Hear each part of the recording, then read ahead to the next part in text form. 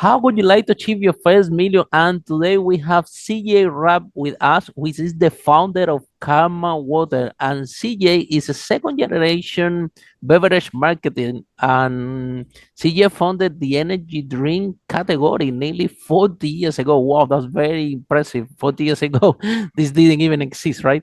And when he created and launched Jolt Cola, Jolt was sold in more than 20 countries, and it is peak.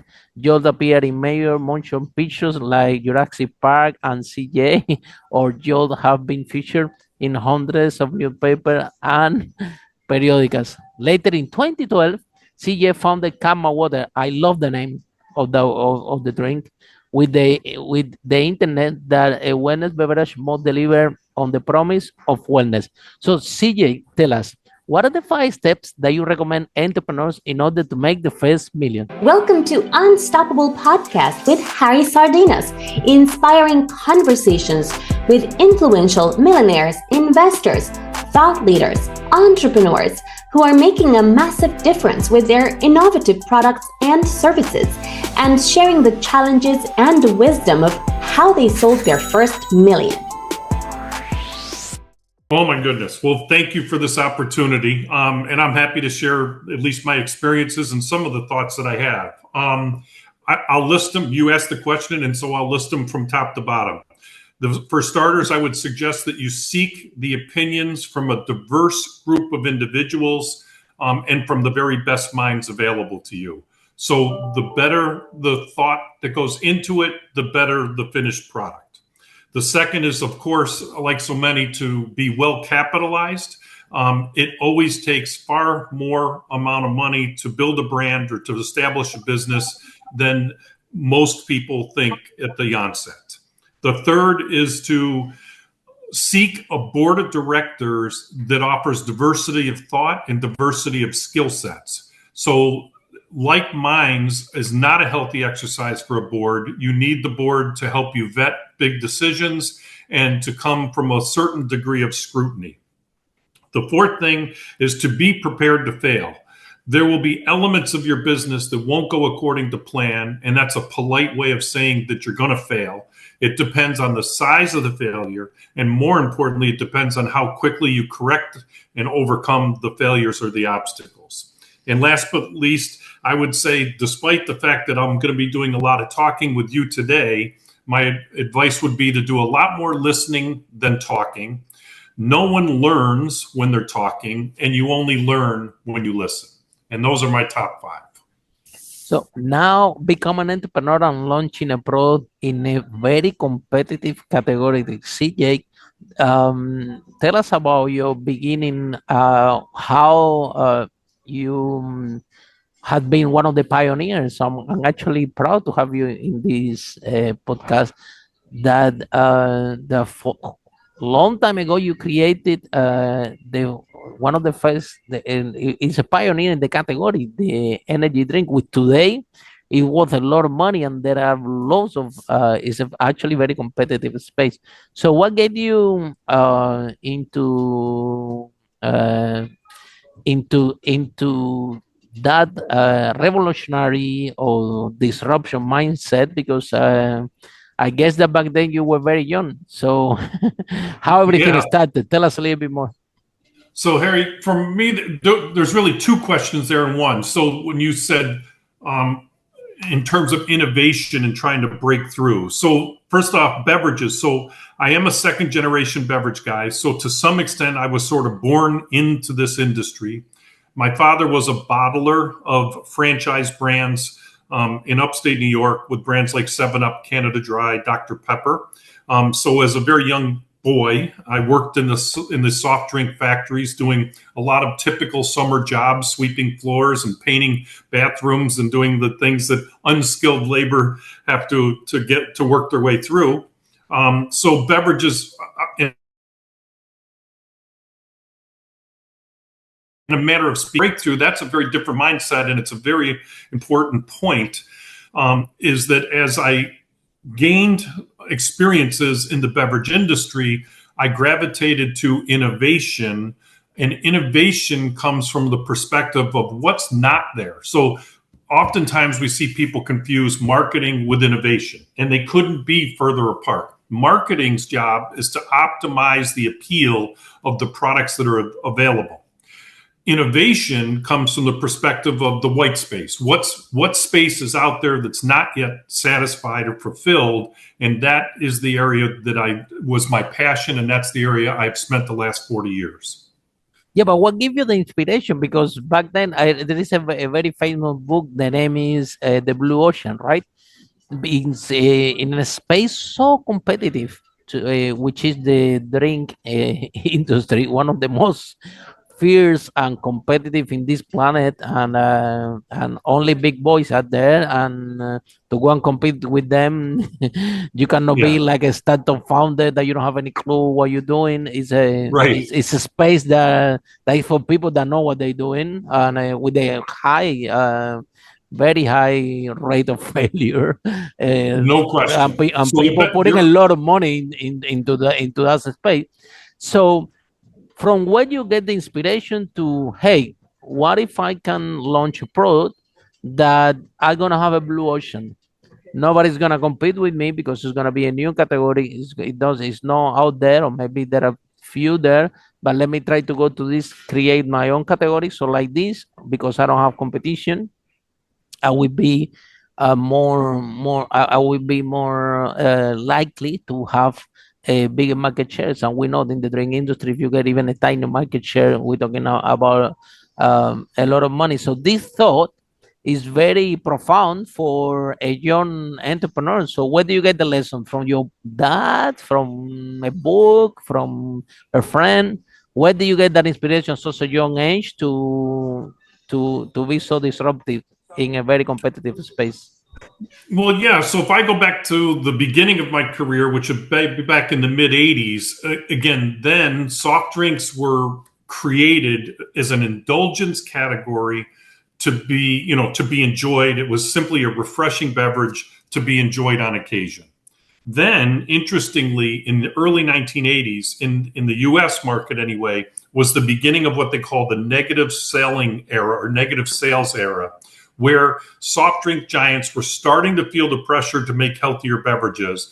And they responded by telling the consumer what's not in their beverage. For example, if they said never, they used slogans like never had it, never will, in reference to caffeine, or in reference to sugar, it had less sugar, less calories. And by saying what's not in the category, that comes back from what I said about the negative selling era. So where did the idea of Jolt come from? It originally came from a response to the negative selling, saying, my goodness, again, soft drinks were meant to be enjoyed. They were meant to be an indulgence. And why don't we go back to our roots and let's put everything but the kitchen sink back into a cola, and let's enjoy it, and let's in fact call it Jolt. And that was the inspiration, was a backlash or a reaction to the negative selling era.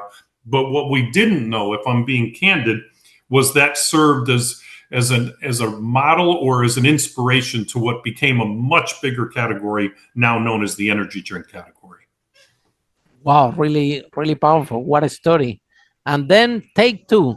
Knowing CJ, how competitive is this industry, how very little chance of succeed uh, there is, because you know what you get it into, yeah, and you've been on the space because you did launch your first energy drink, and now rather than being the beach in resting, taking a year of holiday, you decided that no, that is a very good idea to go back again with a new product. The name is Kama Water, which I love the name, by the way. And this is also, in my opinion, a new category because all water takes a lot of water and everything. And again, you're trying to create some disruption into the water industry where I really think that is needed because 80% of our body is water, and is what the most that we consume. And I'm very concerned. A lot of things people talking about the space. I got a degree in chemical engineer, so this water has calcium. This water is good. This water is alkaline. This water is this. This water is that. And but the messages are all over the place. So tell us about this second product again. Is now a product that is more competitive, well, as competitive as cola. But again, if you can penetrate some market shares, we're talking that people consume way more water than cola. Right. So it's more tough, in my opinion, more challenging Yes. to penetrate this market, to bring this product to market, because again, the people on the space, the competition, they are, we're talking about multi-million dollar companies with a lot of heavyweight and years of experience. So tell us about your journey in this second take, yeah, and why you're not in the beach resting and traveling the world, yeah, drinking some mojito. Yeah, you clearly you don't need this second business. You don't need it. You're already this successful in yours, and so why are you doing this again? Because it's a life's passion, and I it's what makes me the happiest and makes me come to life. Um, Again, great question. So our new product, I say new, it's been over 12 years. It's called Karma, Karma Water. And I'll touch on three things, and then you can ask me the next question. So what was the inspiration for this? It is simply the wellness category has been evolving now, perhaps for the last 15 years. There's really two sides to this. The dietary nutrition space, or the dietary supplement sector, always gets the science right, and they mean well with ingredients, and they embrace science, but in the end they don't seem to get the marketing side right. Their names are not so attractive, their packaging is unattractive, and quite frankly, oftentimes their products don't taste well. And again, I'm referring to dietary supplement. If you look at the soft drink industry or the bottled water industry, they get the names right, they get the packaging right, they get the taste right, but they seldom embrace science. And so it's more of a marketing product than it is a product that delivers on the promise of wellness. So Karma, in terms of the purpose it's supposed to fulfill, is a merger or a bridge between dietary supplements and beverages. And so we want the best of both. We want to embrace science. We want to have the very best ingredients that deliver on nutrition and deliver on wellness. But we also want it to be an enjoyable experience. We want it to feel good in our hand. We want it to taste good in our mouth. And we want a name that people will remember and enjoy.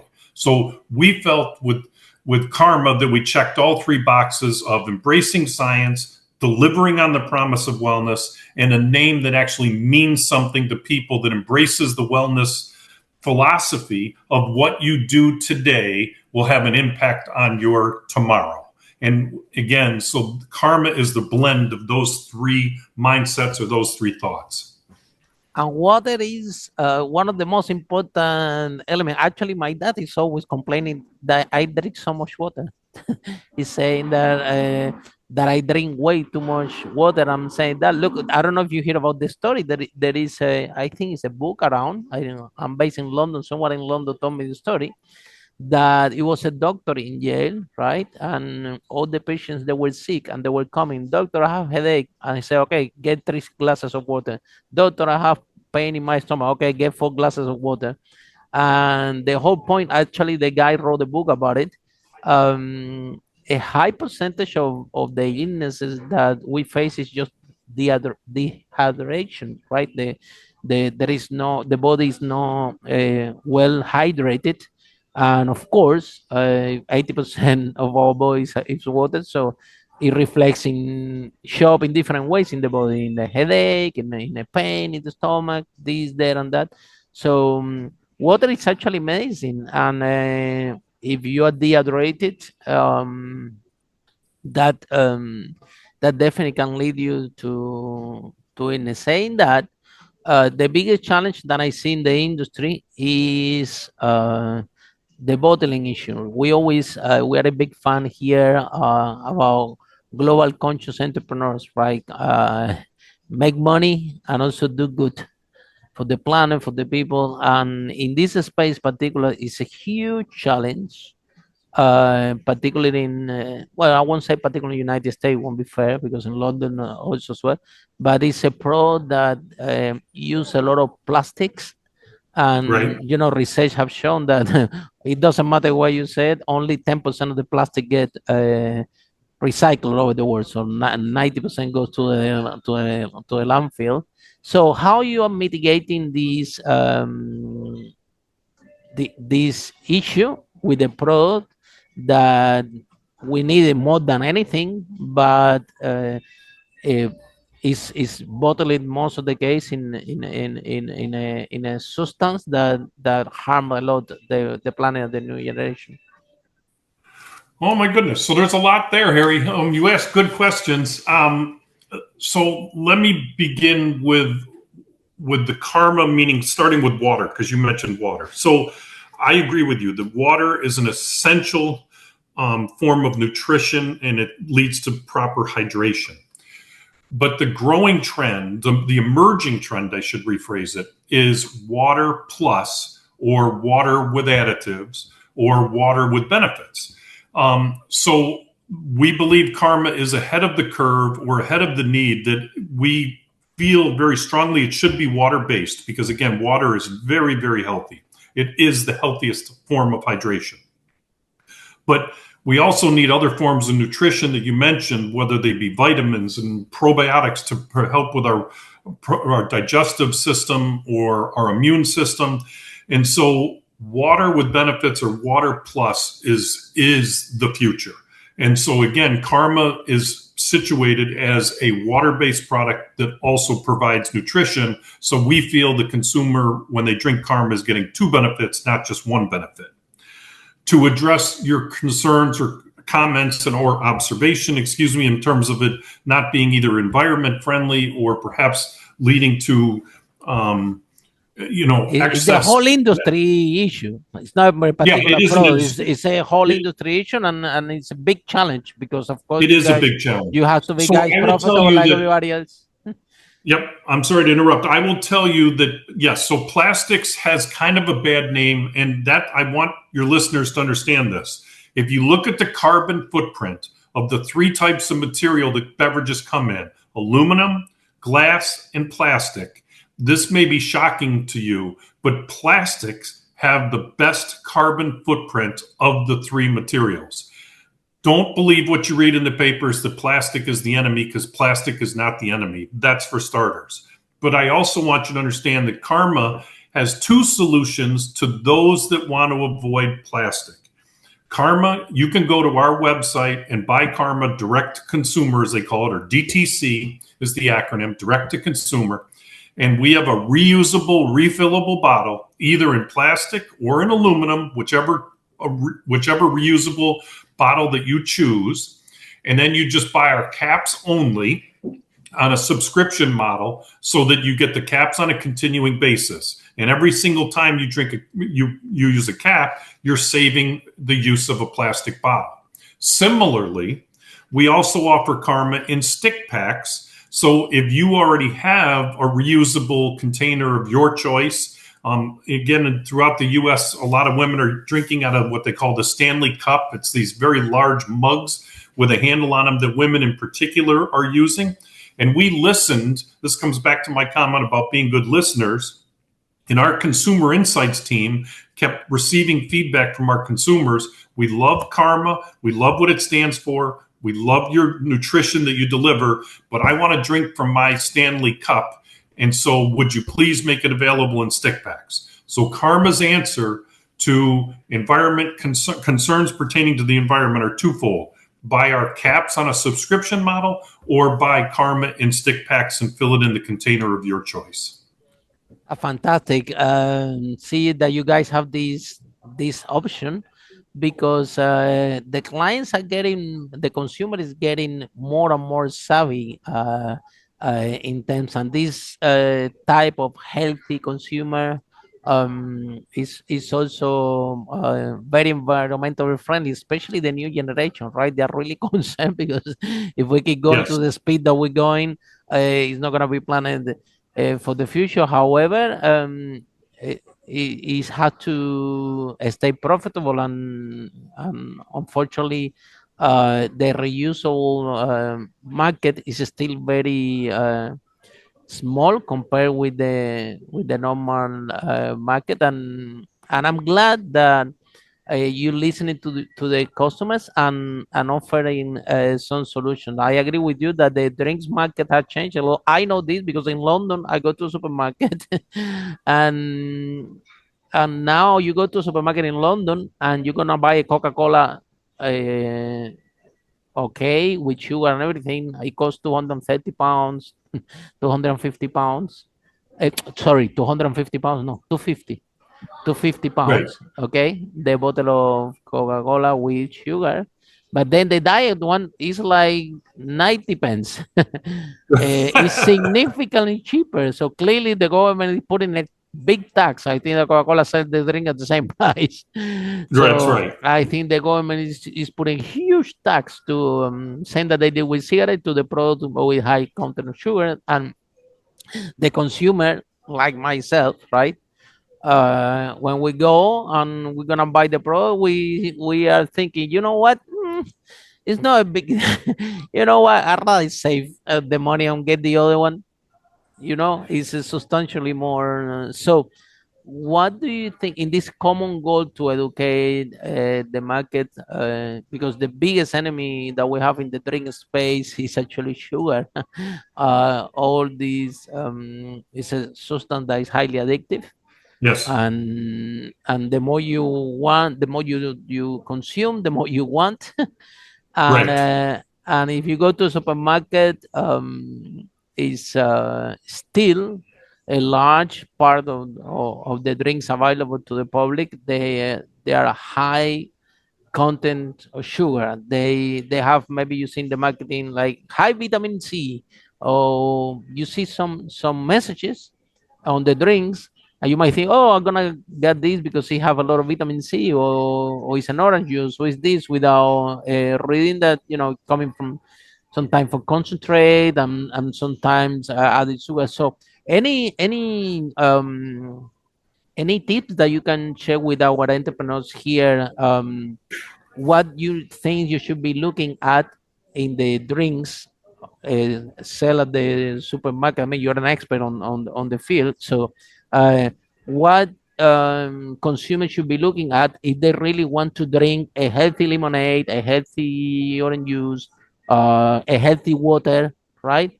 How can we read the labels? What we need to be looking for, and what are the things that they are more marketing, exactly like you said, that there are pros out there that they are more marketing that actually deliver on the promises of health.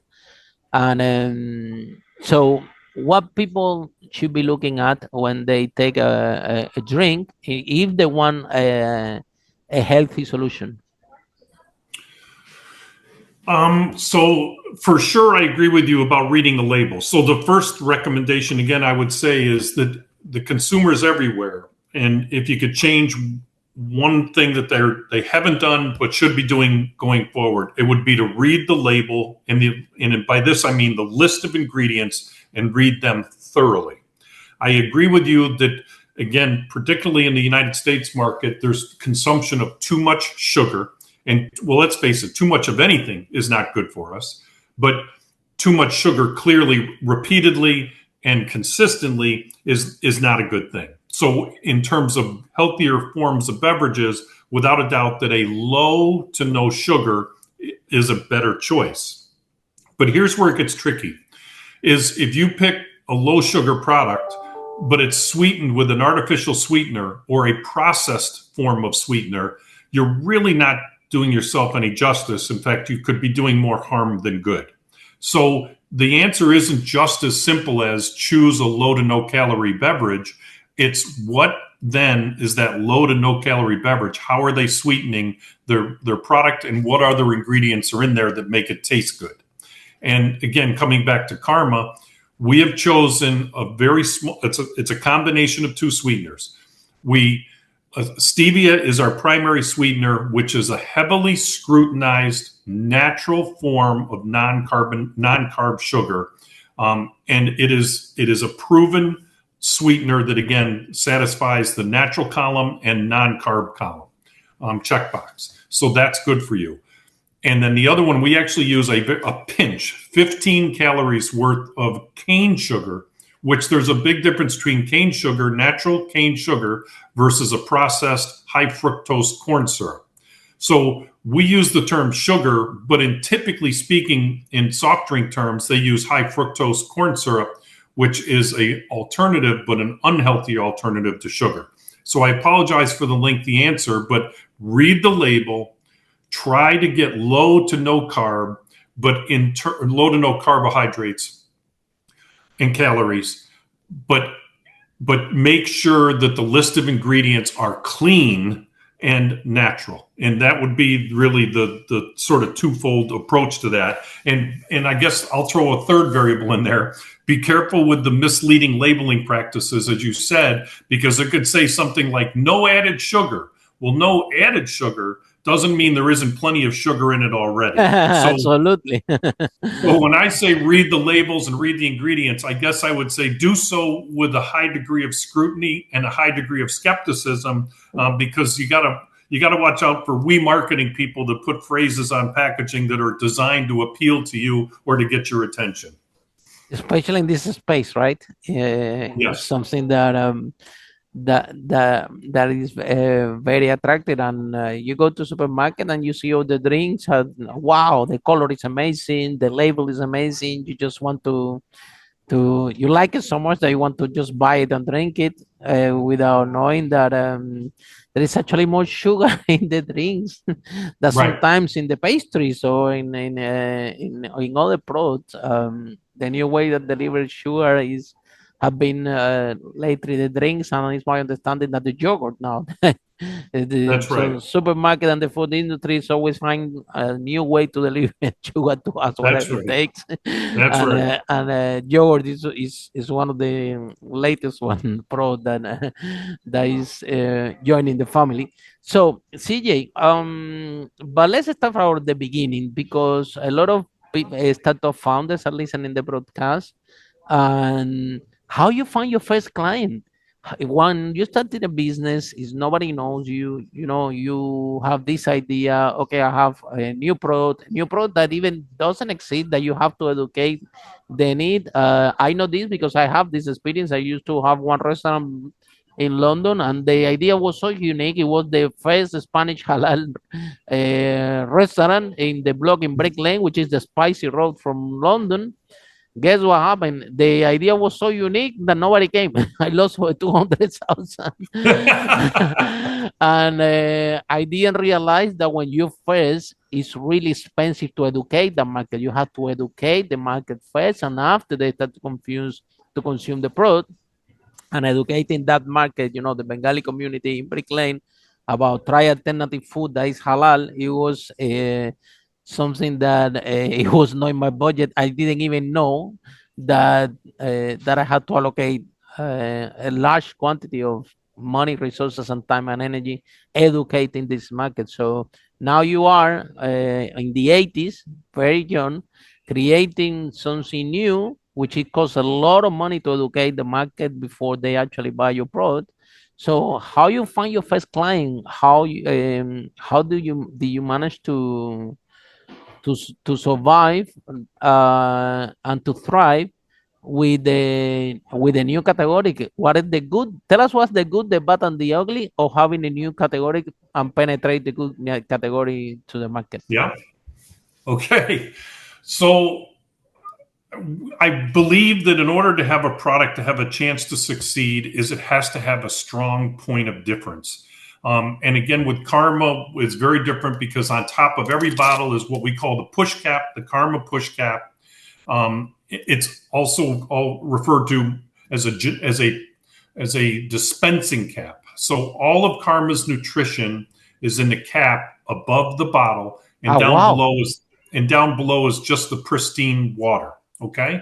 So with Karma, physically, the consumer can see something is different with it because it features this distinctive dispensing cap.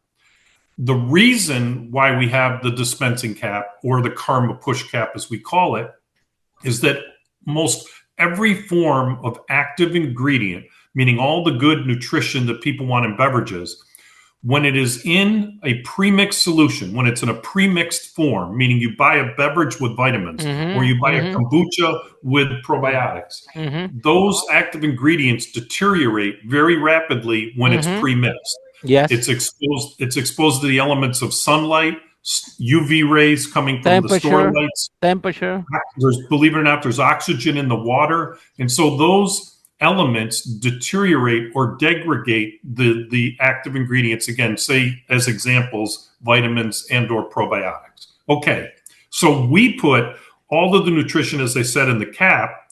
It's in dry powder form and it's completely stable and it stays at its optimal potency in that cap until the consumer pushes down on the Karma cap and infuses all of the nutrition inside, and you simply push down, give it a quick shake, and now you have, whether it's our vitamin or our wellness line or it's our probiotic line, now all the active ingredients are at their full potency. And full potency means optimal nutrition. Wow, that's super cool. Very, very innovative. Wow, I never seen a bottle of water like that. That's amazing. So once you press, or the powder drops into the water, right? That's right. We use the phrase peel push shake, which means you take the cap label and you peel it. You push down on the cap to infuse, and then you give it a shake. So peel, push, shake. And that is transforming water into wellness. And that transformation is what we call Karma's transformational hydration. So that is Karma's big point of difference, which comes back to answer your question of how do you compete in a fiercely competitive environment and how do you stand out? And Karma very definitely has a point of difference because each consumer plays a role in this. We empower the consumer themselves to transform this product from water to wellness, and they participate in that transformation. So they can physically see and participate in the transformation of water to wellness. That's number one. Number two, and that's a big one, obviously. Number two is you need to find a way to compete. And the other thing that we did that was very different than any other non-alcohol or soft drink companies, we chose to, as you said, the industry is dominated by the giants. Let's call it for what it is, Coke and Pepsi.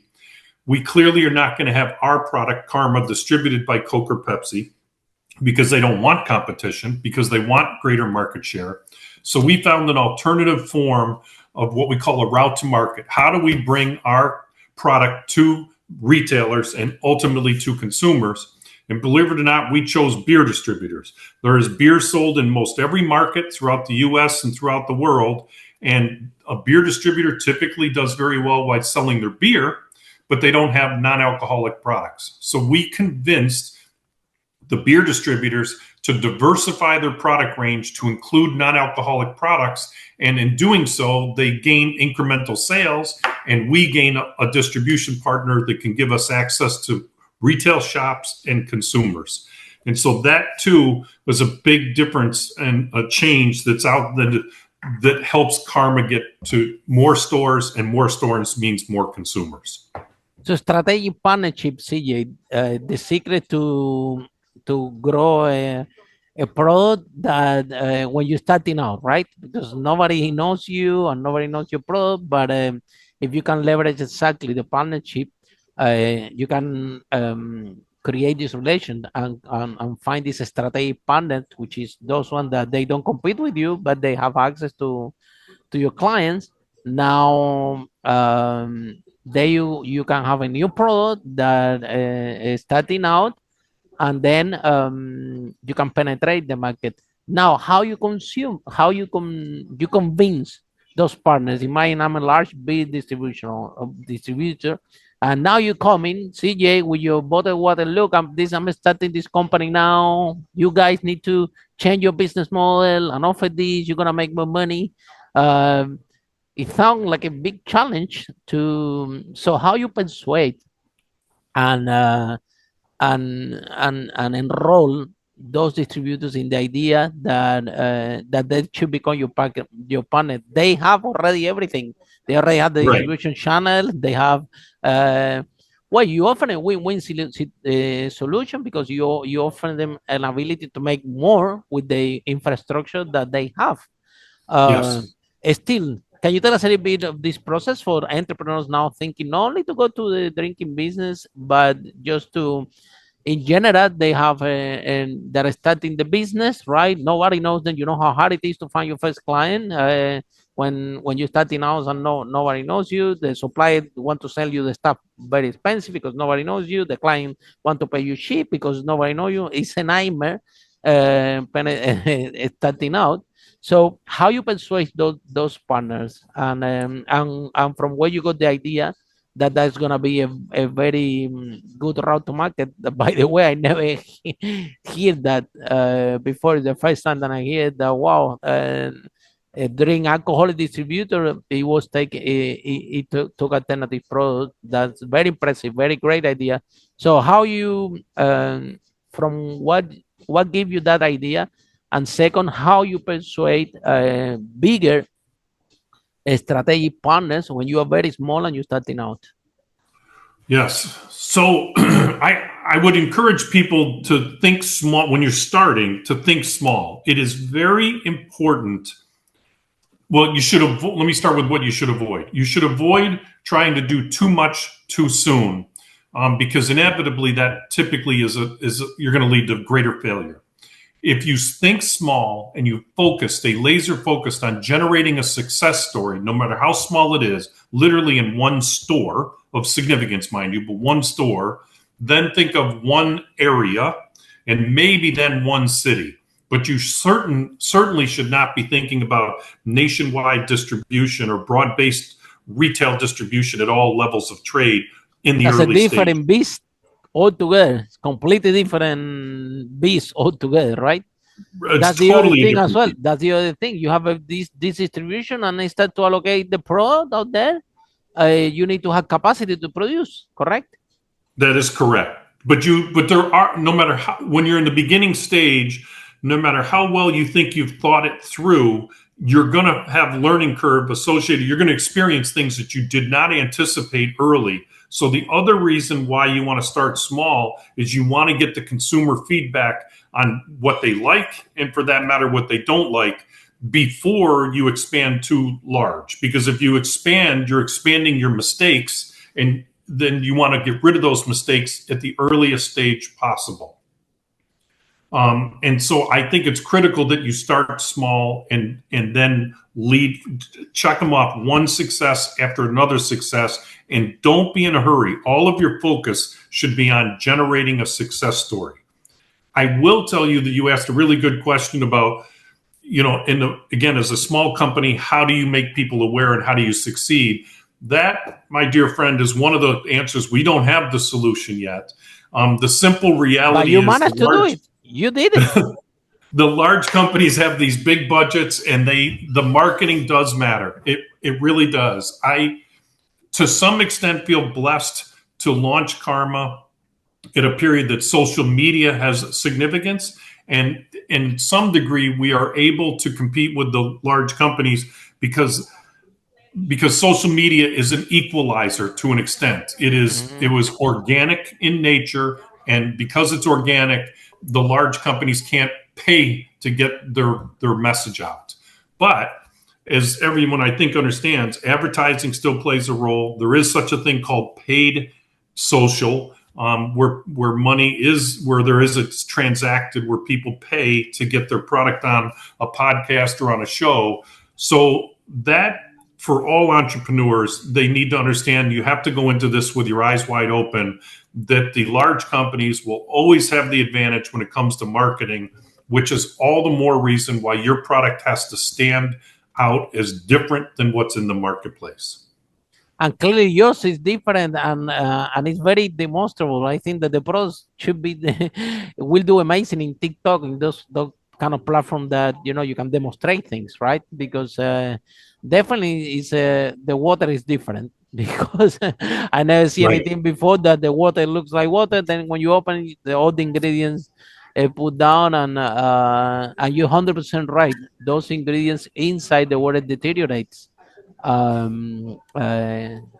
because those products are exposed to different temperatures range, when they're loaded, when they are in the warehouse, when they are in the truck, going to a supermarket, regardless that everybody try to take consistency in the temperature, and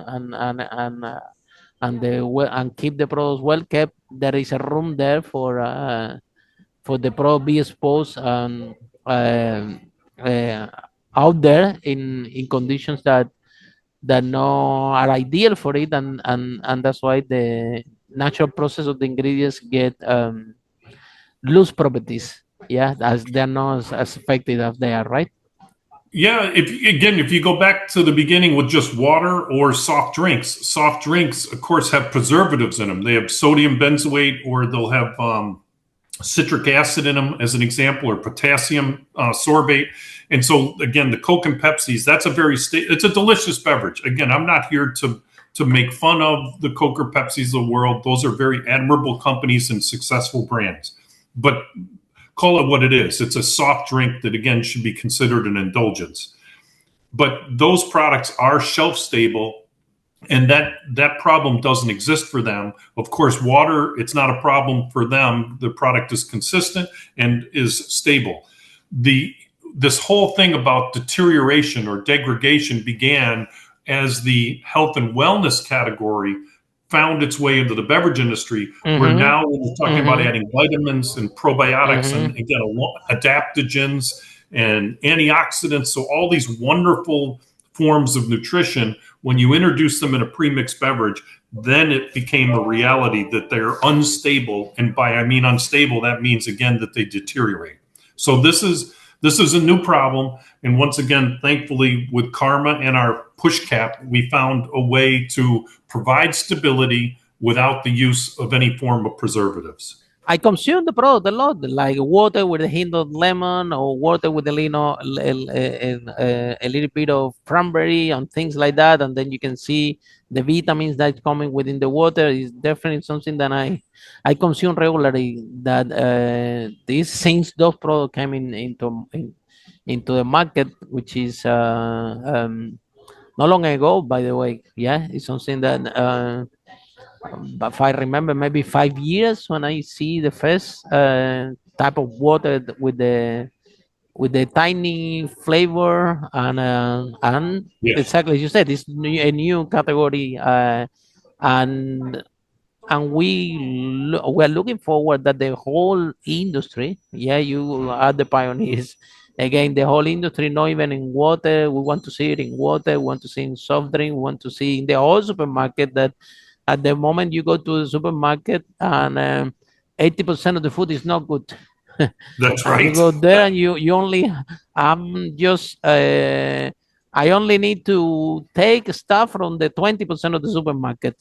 And I usually, I'll do a lot of celery juice, okay, because it's detox and everything. And when I'm buying all these type of celery, then I'm in the cashier, I'm feel like embarrassing. I think the people looking at me like, this guy is crazy, what he's gonna do with so many carrots and so many celery, why he wants so much vegetables, and the the people that everybody look in the supermarket is strange, because the whole shop is mainly fruit and vegetables, and I'm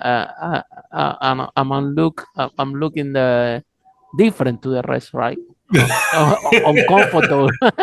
So we will love to see more products like yours on the market, that we say we can, being global conscious entrepreneur, if you can do good and make money at the same time, is the best space that every entrepreneur, um, is our hope for every future entrepreneur, because that you will be part of what we call it the new revolution. And one more important thing, that that stay healthy, right? And there Right. are these little things that we consume every day, which actually can make a huge difference. So I applaud you for creating this product. Keep innovating, yeah. And one more question: if somebody want to, the last question, if somebody want to purchase the waters at the direct to consumer or find you in the social media, how people can find it, how this process works? Well, so for the US market or Canadian market, we're available in many of the retailers. Sometimes we use the phrase brick and mortar. So the stores in our country, like you've got, of course, Walmart, Karma's available, Sam's, which is a large hypermarket. Kroger is our largest grocery chain, and Karma's available there. So a long list of retailers, over 20,000 retail outlets where Karma is available. Wow. Throughout US all and over Canada. US and Canada. Wow, very good. And then naturally, we always refer to Amazon, which is an answer to anyone that can't find it. Of course, today most people are already doing business with Amazon, and Karma is available. Both our beverage and our stick packs are available on Amazon, and so that is the solution. So if you don't have a store nearby or your favorite store doesn't carry it, then our recommendation would be Amazon. And the direct to consumer, the refiller, how people can get that? So simply go to our website, which is drinkkarma.com, and that's karma with a K. So drinkkarma.com, and you can, once again, with a direct to consumer, you can subscribe and get our caps with a reusable bottle or stick packs, and you use your own container. And with that note, thank you so much, CJ, for joining the broadcast, and for all of you following. See you in our next episode of Unstoppable. How brave entrepreneurs like CJ break the wall and achieve the first million. Bye for now. Follow us for more interviews with world's most influential, audacious entrepreneurs that overcame challenges and adversity, providing you with the blueprint of how they sold their first million so you can grow your business exponentially.